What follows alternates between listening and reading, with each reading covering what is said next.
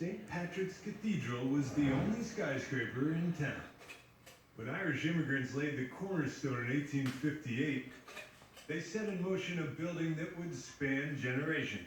Immigrant Irish laborers with no machines, no electricity. To tell the story of America's great cathedral, we have to begin here in Little Italy, where the old St. Patrick's was built some 50 years before its successor. Now this is considered Old New York, but at the time, again, anything north of Wall Street was, you're on your own out there. Father Brian Graby is the pastor of the Basilica of St. Patrick's Old Cathedral.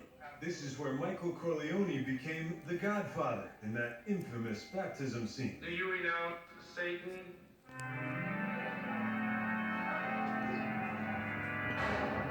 But before this neighborhood became known for its Italian roots, the Irish were the largest immigrant group here. They wanted to put their stamp on the diocese, and so what better way to do that than the iconic Irish saint? When finished, Old St. Pat's was the largest indoor space in New York, standing in a dangerous place for Catholics and immigrants. Was this it, priest? The Pope's new army? Nativist gangs in nearby neighborhoods, like those depicted in Martin Scorsese's Gangs of New York, led the bishop to take extra precautions. There's a tunnel underground that leads from the bishop's house into the cathedral. That's how unsafe it was considered. That just walking across the street into his church, the bishop was taking his life into his hands. The wall built to protect the church from anti-Catholic riots still stands today. See, it runs the length.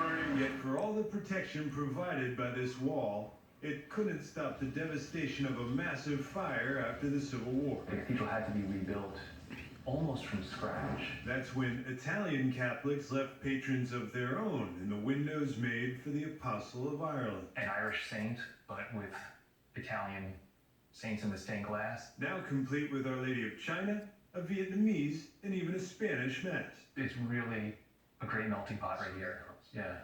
Those who first came to the Lower East Side of this island can still be found resting in the tombs beneath Old St. Pat. We can go inside. Let's do it. Absolutely. Inside these catacombs lie the remains of a Civil War general, complete with an altar where Father Graby still serves Mass. Members of the general's family were buried down here. That's not the only Civil War connection between these two cathedrals. It all started with a man they called Dagger John, an Irish immigrant who became the first Archbishop of New York. Well, I'm sure he looks down from heaven and says, I had the right idea. Bishop John Hughes' vision of a new cathedral in uptown Manhattan became known as Hughes' Folly. When the Civil War delayed construction, Hughes was sent as an emissary for the North. So Abraham Lincoln used him or asked him for his help in going through parts of Europe to convince some of the European governments not to aid the South during the Civil War, but to stay with the Union. Sadly, Archbishop Hughes never saw his vision through. He died before the war ended, yeah. When the new St. Patrick's was completed, they moved the Archbishop's body from these crypts to this resting place, underneath the altar of the building he started. So these are all of the Archbishops of New York are all buried here. Monsignor Robert Ritchie serves as the rector here. The Cardinal did the work upstairs. If a cathedral is a prayer sung in stone, then this one is a place for all Americans to come together. When popes visit American shores, they come here.